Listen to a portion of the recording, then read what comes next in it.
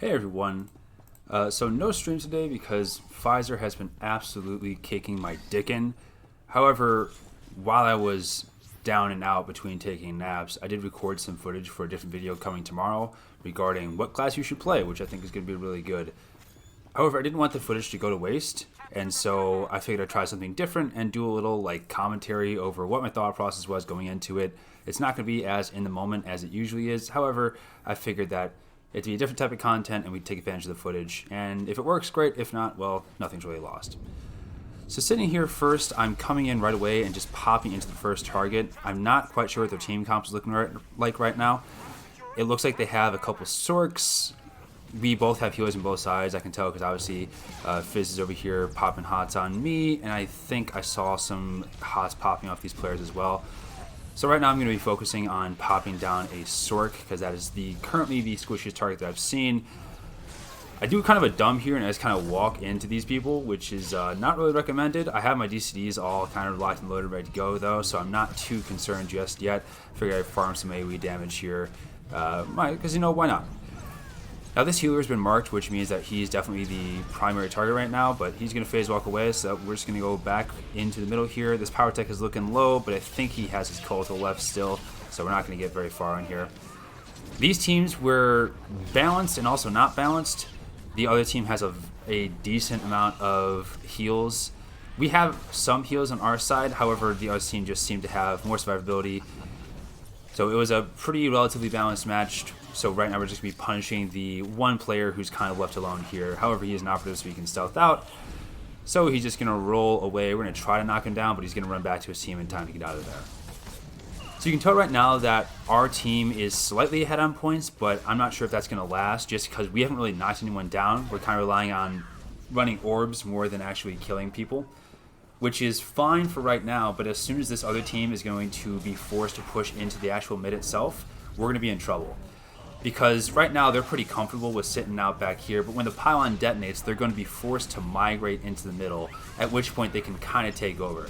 You can tell we're not really knocking down anyone here, we're just kind of putting out some general pressure, which is really not what we want to be doing. And there I go from 30% to 0 in a single GCD, which, sometimes it do be like that. Again, that doesn't really help our case of trying to keep them out of mid, because now the pylon's going to go off. I'm not there to help push them back. They're just going to walk right in and then take control of mid. We only have a 4 or a 6 point lead right now, which is not really sustainable, especially now they're going to be forced into mid where they can deny us our orbs. Looking around here, I'm trying to find a weaker target. Oftentimes the operatives are a little bit weaker, but I'm going to sit here on the healer instead because obviously they're a healer. That means they have to be punished for their sins. However, you can see they're kind of glitching all over the place, so we're just slowly waddling towards the desyncing healer right now. However, you can tell even with all this pressure that we're putting on the healer, we're not really making a lot of progress right now. We're trying to get our teammates to pop on them. We're going to get them down a little bit here, but it's not enough right now. So we're going to have to adjust our strategy a little bit and knock down, hopefully, DPS instead. It's always a good idea in a hypergate to try to knock down the weakest players because it doesn't matter if you kill the best player on the team or the lowest player on the team. They're all worth the same amount of points. So if you're able to knock down players that are relatively low or don't have their DCDs back up, it's going to give you the same amount of points. That being said, I did just die again there. So again, not off to a very hot start right now.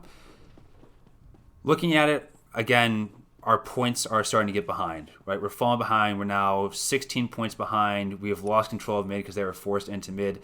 Things aren't looking too hot. However, we do see that there are some of their players that are pushing a little too far in. We don't really want to be tunneling into that reflect, so we're going to take a quick chill pill. And now this healer is out in the open, so we're going to pop on him instead. Just opening up with our initial burst, trying to put some work into him, and it's just not happening. You can see this power tech is also pretty much free casting into us, which is not good. So we're going to come back here and try to take care of this operative instead because he's sitting back with our team in the middle of everyone, which means he is a much easier person for us to knock down. It's much easier to get your team to focus down a target that's sitting in the middle of everyone instead of trying to randomly everyone select the middle target at once. So you can see, boom, we're able to knock him down. We'll move on from here. I'm kind of abandoning the plan to knock down that sword healer in favor of taking out some of their weaker players instead. Of course, it's a good idea to be putting pressure on their Sork healer, but again, they're all worth the same amount of points in the end. So if I have a better shot of taking down 3 or 4 of these weaker players compared to that Sork, well then that's more points for our team, that's good for us, and plus it looks better on the damage number farm because it means, oh, we're going to have more kills at the end of the day, it's going to look nice on the leaderboard. So you can see we're just really putting some work into this guy. He doesn't have the same level of protection that Sork has, and we were able to really just knock him down here.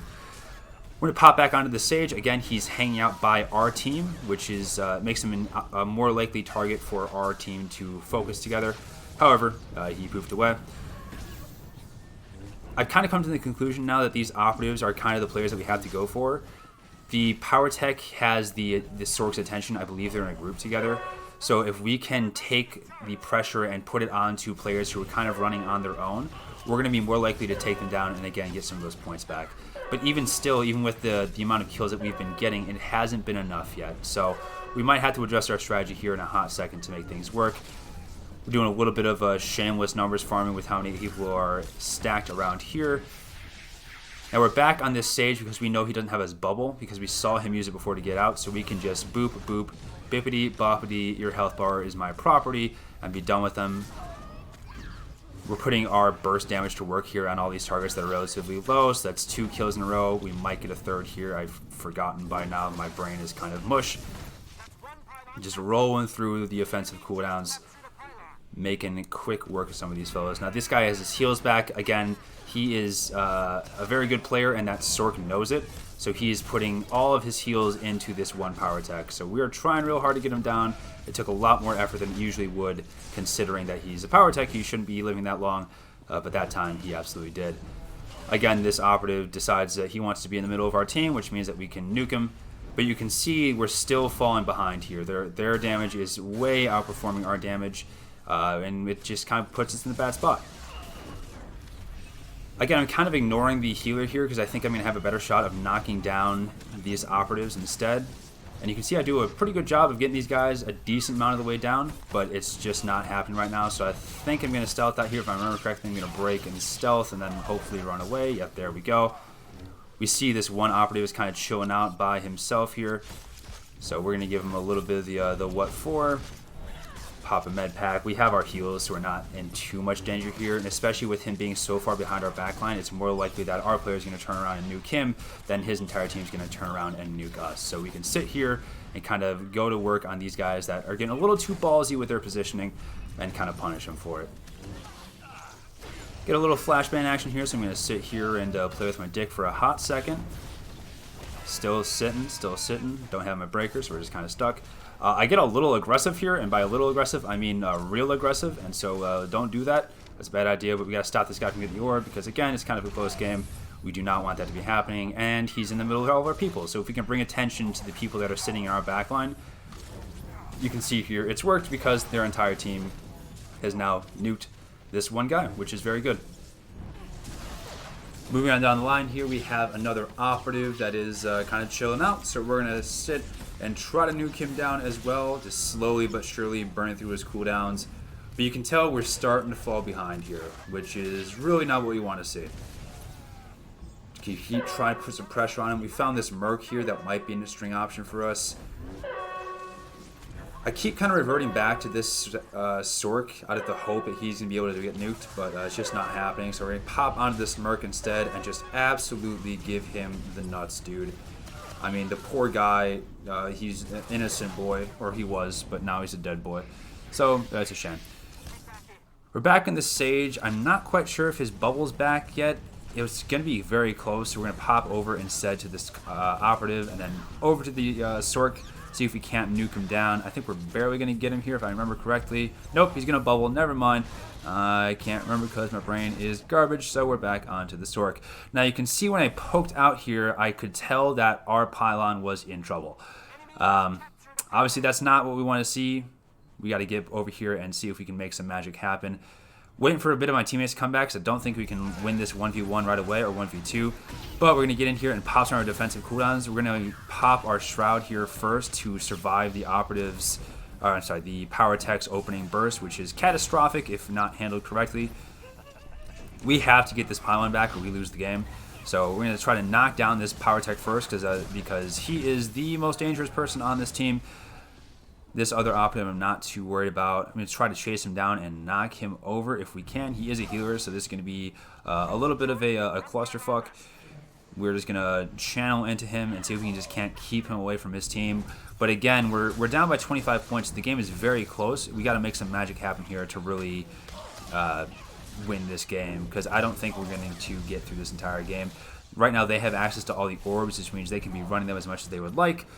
So yeah, it's kind of a mixed bag chasing down this operative here. I'm not sure if I would do this again if I had the choice. You know, if we killed him faster, like if he wasn't clipping over the place here and I could actually channel into him, then maybe it'd be worth it. However, chasing him all the way this way leads me to an idea. Let's see if their defender is actually paying attention. So we see they have one defender here. It is a Marauder, which is interesting. It is Dark Sanctuary, so it's not exactly a tell one way or the other. So we're going to try to sneak around the back here and cap this up. You're going to see we get about a single nut hair away from winning this game right away. 5.96 seconds. You can see we actually finished the cast there, but BioWare didn't want to give this to us, which means that the game is going to have to move on to the next section. We try to do a little CC action here. Hope they aren't paying attention.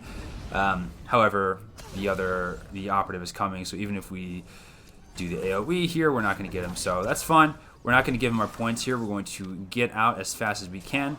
So we're going to run, and then leap away.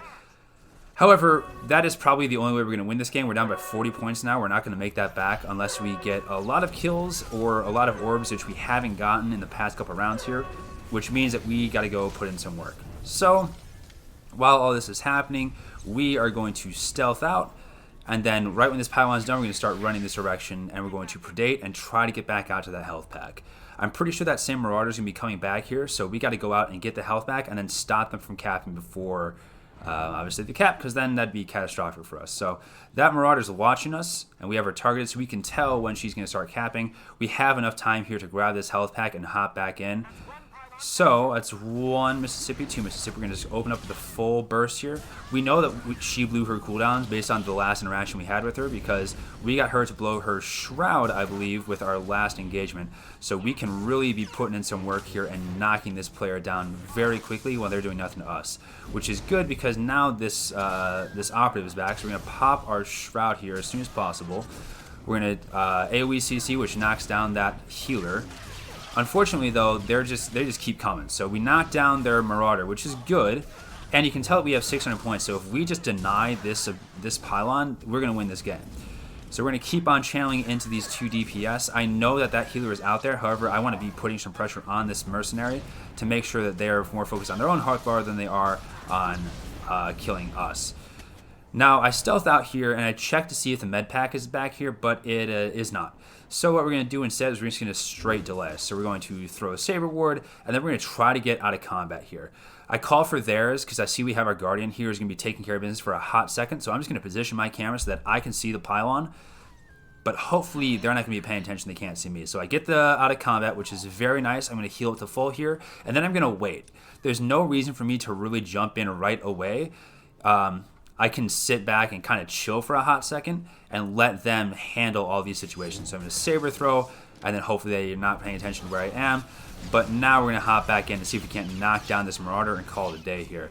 If we can get these guys down, we're going to be able to get both this pylon, which is hopefully going to be very good for us. That means if they get ours, we might be able to survive without it.